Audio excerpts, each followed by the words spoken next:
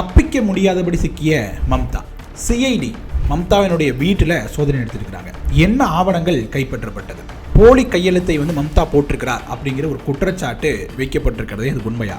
ஒருவேளை அந்த குற்றச்சாட்டு நிரூபிக்கப்படும் பட்சத்தில் மம்தாவிற்கு என்ன மாதிரியான தண்டனைகள் கொடுக்க வாய்ப்புகள் இருக்குது? இன்னைக்கு கூட ஒரு மாநிலங்களவை எம்பி திரிணாமுல் காங்கிரஸ் கட்சியை சேர்ந்தவர் தன்னுடைய பதவியை ராஜினாமா பண்ணியிருக்கிறார். இப்படி தொடர்ந்து ராஜினாமா செய்வது இல்லைன்னா பாஜகவோடு சேருவது அப்படிங்கிற நிலைப்பாட்டை ஏன் டிஎம்சி கட்சியினர் எடுக்கிறாங்க? கட்சிக்குள் இருக்கக்கூடிய குழப்பமா, இல்லை தங்கள் மீது இருக்கக்கூடிய ஊழல் வழக்குகள் விசாரிக்கப்படும் அப்படிங்கிற பயமா? இப்படியே போச்சு அப்படின்னா மம்தாவினுடைய எதிர்காலம் என்னவாக இருக்க போகுது? அதெல்லாத்தையும் தாண்டி தேசிய அரசியலில் இது போன்ற மாற்றம் அப்படிங்கிறது என்ன தாக்கத்தை ஏற்படுத்த போகுது? முக்கியமாக சிஐடி விசாரணையும் மம்தாவினுடைய போலி கையெழுத்தும், அது தொடர்பாக அந்த வீடியோ முழுக்க பேச போகிறோம். வாங்க பார்க்கலாம். வணக்கம் மக்களே, நான் உங்கள் மது, கோப்பாசையிலிருந்து. பிரச்சனை எங்கேருந்து ஸ்டார்ட் ஆகுது அப்படின்னா மே 4 தொடங்கிடுச்சு. மே 4 டிஎம்சி தோற்று போகிறாங்க, மிகப்பெரிய தோல்வியை தடவுறாங்க, எதிர்க்கட்சி வரிசையில் அமர்றாங்க. மம்தா பானர்ஜியும் தோல்வியடைகிறார். அப்படிங்கும்போது அவரை தாண்டி ஒருத்தர் தான் என்ன பண்ணணும், எதிர்க்கட்சி தலைவராக தேர்ந்தெடுக்கப்படணும். மம்தா பானர்ஜி தரப்பு என்ன சொல்கிறாங்க அப்படின்னா, சோவன் தேவ் அப்படிங்கிறவர் தான் டிஎம்சியினுடைய எதிர்க்கட்சி தலைவர் அப்படிங்கிற முடிவு பண்ணிட்டு எம்எல்ஏக்கள் கையெழுத்தோட அந்த கடிதம் அப்படிங்கிறது சபாநாயகர்கிட்ட கொடுக்கப்படுது. அந்த இடத்துல தான் மிகப்பெரிய ட்விஸ்ட் அப்படிங்கிறது வருது. ஒரு 59 எம்எல்ஏக்கள் என்ன சொல்கிறாங்க அப்படின்னா, நாங்கள் அந்த கையெழுத்தில் நாங்கள் யாருமே கையெழுத்து போடல, அது கடிதத்தில் அதில் இருக்கிறது எல்லாமே போலி கையெழுத்துக்கள் தான், நாங்கள் எங்களுடைய சப்போர்ட் அப்படிங்கிறது ரிதப்பிரதா பானர்ஜிக்கு தான் அப்படின்னு ஒரு ஸ்டேட்மெண்ட்டாக கொடுக்குறாங்க. இது தொடர்பாக அஃபீஷியலாக என்ன பண்ணுறாங்க அப்படின்னா, ஒரு புகார் கடிதத்தை ரிதப்பிரதா பானர்ஜியும் இன்னொரு எம்எல்ஏ 2 பேரும் சேர்ந்து சபாநாயகர்கிட்ட கொடுக்குறாங்க. அது கொடுக்கப்பட்ட உடனே என்ன பண்ணுறாங்க, மம்தா பானர்ஜி அவங்க 2 பேர்த்தையும், அதாவது ரிதப்பிரதா பானர்ஜியும் இன்னொரு எம்எல்ஏ போனாங்க இல்லையா, 2 பேர்த்தையும் பதவியிலிருந்து நீக்கிடுறாங்க. ஸோ அடுத்த அந்த இப்போ புகார் கடிதம் கொடுக்குது, இந்த ட்ராமாவில் நடக்கக்கூடிய அடுத்த 48 மணி நேரத்துக்குள்ளே என்ன நடக்குது அப்படின்னா, ரிதப்பிரதா பானர்ஜி தான் எதிர்க்கட்சி தலைவர் அப்படின்னு 59 எம்எல்ஏக்கள் கையெழுத்தோட சபாநாயகருக்கு கடிதம் கொடுக்கப்படுது. அது ஏற்றும் கொள்ளப்படுது. ஸோ இந்த வழக்கு அப்படி இருக்கும்போது இந்த பக்கம் என்ன பண்ணுறாங்க, போலி கையெழுத்தை மம்தா பானர்ஜி போட்டு கொடுத்துட்டார் அப்படிங்கிற ஒரு புகார் கடிதம் இருக்கு இல்லையா, அந்த வழக்கு காவல் நிலையத்தில் பதியப்படுது. அது மேற்கு வங்காள மாநில அரசு என்ன பண்ணுறாங்க அப்படின்னா, சிஐடிக்கு அந்த வழக்கை மாற்றுறாங்க. சிஐடி விசாரணை மேற்கொள்கிறாங்க. மம்தா பானர்ஜி உண்மையிலேயே போலி கையெழுத்து தான் போட்டாரா, இல்லை எம்எல்ஏக்கள்லாம் கையெழுத்து போட்டுட்டு இப்போ நம்ம மழுப்பணும் அப்படிங்கிறதுக்காக போலி கையெழுத்து அப்படின்னு சொல்கிறாங்க அப்படிங்கிற விசாரணை தொடங்குறாங்க. அப்போ அந்த கட்சியினுடைய தேசிய பொதுச் செயலாளர் கூடிய மம்தா பானர்ஜியினுடைய மருமகனாக இருக்கக்கூடியவர் தான் அபிஷேக் பானர்ஜி. அவர் என்ன சொல்கிறார் அப்படின்னா, எங்களுடைய அலுவலகத்தில் தான் நிஜமான கையெழுத்துக்கள் எல்லாமே இருக்குது, எம்எல்ஏக்கள் எல்லாரும் போட்டாங்க, வருகை பதிவேட்டிலையும் அவர் கையெழுத்துக்கள் எல்லாமே இருக்குது அப்படின்னு ஒரு ஸ்டேட்மெண்ட்டை சொல்கிறார். அப்போ என்ன சொல்கிறாங்க சிஐடிகள், அது என்ன பண்ணுறாங்க, நேரடியாக கொண்டு வந்து இங்கே சப்மிட் பண்ணுங்கள், அவங்க வந்தது கையெழுத்து போட்டு எல்லாத்தையும் கொண்டு வந்து கொடுங்க அப்படின்னு அபிஷேக் பானர்ஜிட்ட சொல்கிறாங்க. ஆனால் அதுக்கப்புறம் பல்வேறு வேலைகள், இந்தியா கூட்டணி கூட்டம் அப்படின்னு பல்வேறு போனனால என்னால் சப்மிட் பண்ண முடியலை அப்படின்னு சொல்கிறாரு. உடனடியாக சிபிஐ என்ன பண்ணுறாங்க, நேரடியாக மம்தா பானர்ஜியினுடைய வீட்டுக்கு சோதனை பண்ண போகிறாங்க.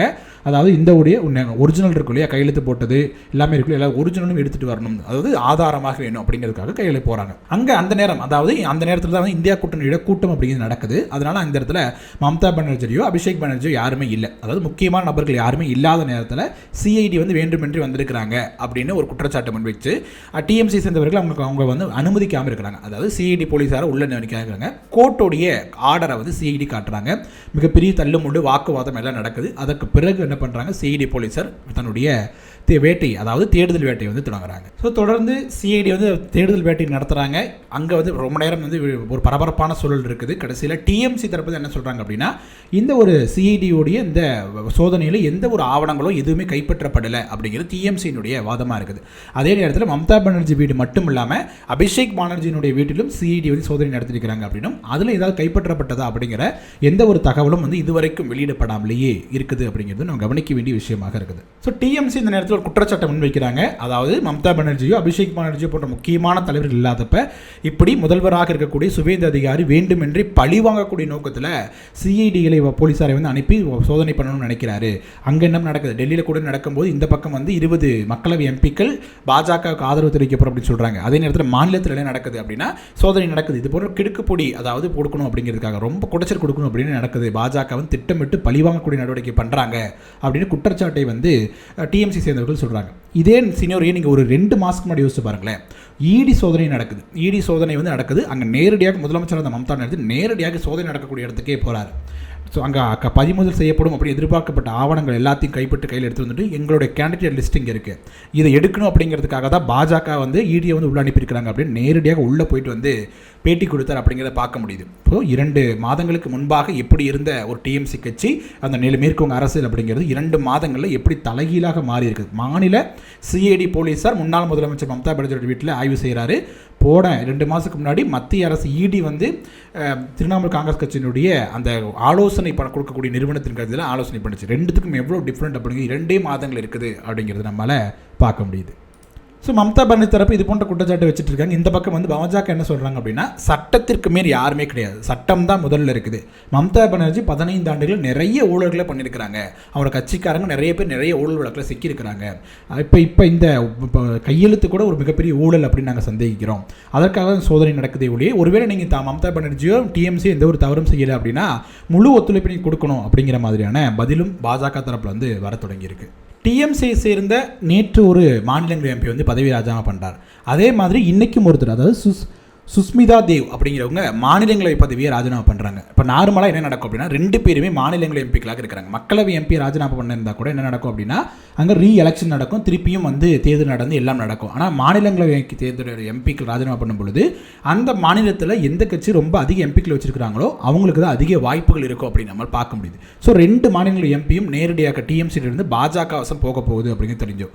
அதே நேரத்தில் இன்னொரு பக்கம் பார்க்கும்போது 20 மக்களவை சேர்ந்த எம்பிக்கள் வந்து யாருமே ராஜினாமா பண்ணல, நேரடியாக என்ன பண்ணுறாங்க அப்படியே வெளியே வந்து நாங்கள் பாஜக சப்போர்ட் பண்ண போகிறோம், பாஜகவுக்கு வந்து மசோதாக்களை ஆதரவு தர போகிறோம் அப்படிங்கிற முடிவை எடுக்கிறோம் அப்படின்னு சொல்கிறாங்க. ஸோ இது 2 கனெக்ட் பண்ணி பார்த்தீங்கன்னா இதுக்கு பின்னாடி என்ன ஒர்க் நடக்குது அப்படின்னு நம்ம ரொம்பவே தெளிவாக புரிஞ்சுக்க முடியும். அதாவது இப்போ ராஜினாமா பண்ணால் எலெக்ஷன் நடக்கும் அப்படிங்கிற சுச்சுவேஷனில் எம்பிக்கள் ராஜினாமா பண்ண மாட்டேங்கிறாங்க.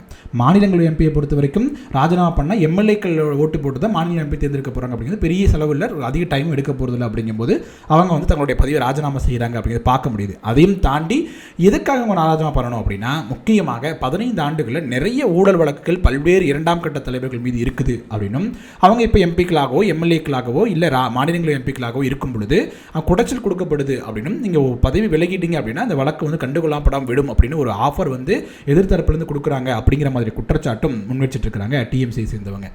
ஸோ நிலை இப்படி போயிட்டு இருக்கும்போது டிஎம்சியை சேர்ந்து இன்னொரு முக்கியமான தலைவர்கள் இருக்கக்கூடியவரும் மம்தாவுக்கு ரொம்ப நெருக்கமாக இருக்கக்கூடியவர் தான் மாலா ராய் அப்படிங்கிறவங்க. இவங்க இப்போ தற்சமயம் பேசிட்டு இருக்கும் இந்த நேரத்தில் இந்த எதிர்த்தரப்பு, அதாவது 20 எம்பிக்கள் இருக்காங்க இல்லையா, அந்த முகாமை நோக்கி போயிருக்காங்க, டெல்லிக்கு போயிருக்கிறாங்க, அங்கே பேச்சுவார்த்தை நடந்துட்டு இருக்குது அப்படின்னு சொல்லப்படுது. அவங்க மம்தா பானர்ஜி சார்பாக போய் பேச்சுவார்த்தை நடத்துகிறாங்களா இல்லை அதிருப்தியின் காரணமாக அந்த முகாமில் இணைவதற்கான பேச்சுவார்த்தை நடக்குதா அப்படிங்கிறது நம்ம அடுத்து வரக்கூடிய செய்திகளை வச்சு தான் உறுதிப்படுத்த முடியும். இப்போது வரைக்கும் அதிருப்தியில் இருக்கிறாங்க அப்படின்னும் எதிர்த்தரப்பு, அதாவது என்டிஏ கூட்டணிக்கு ஆதரவு தெரிவிக்கக்கூடிய நிலைப்பாட்டில் அவங்க இருக்கிறாங்க அப்படிங்கிற மாதிரியான பேச்சும் அடிபட்டு இருக்குது. ஸோ இப்போ டிஎம்சியை பொறுத்த வரைக்கும் வெளியே போகக்கூடிய எல்லாருமே சொல்லக்கூடிய ஒரே ஒரு காரணம் என்ன அப்படின்னா யாருமே மம்தா பானர்ஜியை விமர்சிக்க மாட்டேங்கிறாங்க. இந்த போலி கையெழுத்து தொடர்பான விமர்சனங்கள் மட்டும்தான் அவர் மீது இருக்குது. டிஎம்சியை பொறுத்த வரைக்கும் பெரும்பாலானவங்க சொல்லக்கூடிய ஒரே ஒரு விமர்சனம் என்ன அப்படின்னா குடும்ப அரசியல் அப்படிங்கிறது தான். அதாவது மருமகனுக்கு முக்கியத்துவம் கொடுத்துருக்காங்க அப்படிங்கிறத மிகப்பெரிய ஒரு குற்றச்சாட்டாக எல்லாருமே முன்வைக்கிறாங்க. அதாவது 2ஆம் கட்ட தலைவர்களாக பல நெடுங்காலமாக டிஎம்சியை உழைச்சவர்களை தாண்டி தன்னுக்கு கட்டுப்பாட்டுக்குள்ளேயே அந்த கட்சி இருக்கணும் அப்படிங்கிறதுக்காக தன்னுடைய மருமகனை வந்து முன்னிலைப்படுத்தினார் அப்படிங்கிறத தாண்டி திணித்தார் அப்படிங்கிற மாதிரி குற்றச்சாட்டை முன் வச்சுட்டு உரிய அங்கீகாரம் கிடைக்கல அப்படிங்கிறதுக்காக நாங்கள் வெளியே வரோம் அப்படிங்கிற மாதிரியும் பேசியிருக்கிறாங்க. நிலைமை இப்படி இருக்கும் பொழுது இது தேசிய அரசியல் என்ன மாதிரியான தாக்கத்தை ஏற்படுத்தும் அப்படிங்கிற அடுத்த ஒரு முக்கியமான கேள்வியை எடுக்கிறாங்க. அதாவது ரிதப்பிரதா பானர்ஜி எதிர்க்கட்சி தலைவராக இருக்கிறார். ஒருவேளை கட்சியினுடைய முழு கட்டமைப்பும் ரிதப்பிரதா பானர்ஜி பின்னாடி நிற்குது அப்படின்னா இப்போ 2 அணிகளாக மம்தா பானர்ஜி ஒரு தலைமை மற்றும் ரிதப்பிரதா பானர்ஜி ஒரு தலைமை டிஎம்சி 2ஆக பிரிஞ்சு நிற்கும் போது அவங்க என்ன முடிவை எடுக்க போகிறாங்க?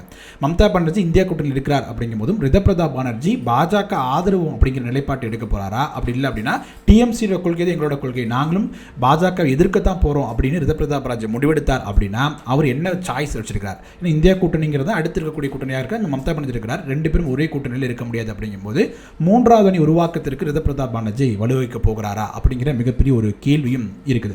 ஏன்னா இப்போ தேசிய அளவில் இருந்த 28-29 எம்பிக்களில் 20 எம்பிக்கள் பாஜக ஆதரவு அப்படிங்கிற நிலைப்பாட்டை எடுத்துக்கிறாங்க. இங்கே ஸ்டேட்டை பொறுத்த வரைக்கும் மேற்குவங்கத்தை பொறுத்த வரைக்கும் இருக்கக்கூடிய மொத்த 80 எம்எல்ஏக்களில் 59 எம்பிக்கள் எம்எல்ஏக்கள் என்ன சொல்லியிருக்காங்க அப்படின்னா ரிதப்பிரதா பானர்ஜி தான் எதிர்க்கட்சி தலைவர் அப்படின்னு மம்தா பானர்ஜிக்கு எதிரான ஒரு நிலைப்பாட்டை முன் வச்சிருக்கிறாங்க. ஸோ அடுத்தடுத்து என்ன நடக்க போகுது அப்படிங்கிறத நம்ம பொறுத்து தான் பார்க்கணும். ரிதப்பிரதா பானர்ஜியினுடைய முடிவு 3வது அணிக்கு வழிவகுப்பதற்கான வாய்ப்புகளை உருவாக்குமா இல்லை பாஜகவே என்னோட ஆதரவு தொடரும் அப்படிங்கிற ஒரு நிலைப்பாட்டை எடுக்கிறார் அப்படிங்கும்போது எதிர்க்கட்சியே இல்லாத ஒரு ஆட்சியை வந்து பாஜக சுவேந்து அதிகாரி மேற்குவங்கத்தில் செய்ய போகிறாரா அப்படிங்கிறத நம்ம பொறுத்திருந்து தான் பார்க்கணும். ஓகே மக்களே, நம்ம வீடியோவோட இறுதி பகுதிக்கு வந்துட்டோம். டிஎம்சி அந்த போலி கையெழுத்து போட்கிறார் மம்தா அப்படிங்கிற நிலை உருவாகும் பட்சத்தில் அது மிகப்பெரிய ஒரு பாதிப்பை வந்து மம்தா பானர்ஜிக்கு ஏற்படுத்த போகுது. அதே நிலையில் ரிதப்ரதா பானர்ஜி இந்தியா கூட்டணியில் இணைய போகிறதில்லை, ஏன்னா மம்தா பானர்ஜி அங்கே இருக்கிறாங்க. அப்படி இருக்கும்போது 3வது அணி அப்படி உருவாவதற்கு ரிதப்ரதா பானர்ஜி வழிவகை செய்ய போகிறார். அப்படி உருவாகுச்சு அப்படின்னா அது எந்த மாதிரி தாக்கத்தை நேஷனல் பாலிடிக்ஸ் ஏற்படுத்தும் அப்படின்னு நீங்கள் நினைக்கிறீங்க? உங்களோட கருத்துக்களை கமெண்ட் செக்ஷனில் சொல்லுங்கள். வீடியோ பிடிச்சிச்சு அப்படின்னா லைக் பண்ணுங்கள், ஷேர் பண்ணுங்கள், கோபாஸ் யூடியூப் சேனலை சப்ஸ்கிரைப் பண்ணிக்கோங்க. தொடர்ந்து பேசுவோம். நன்றி.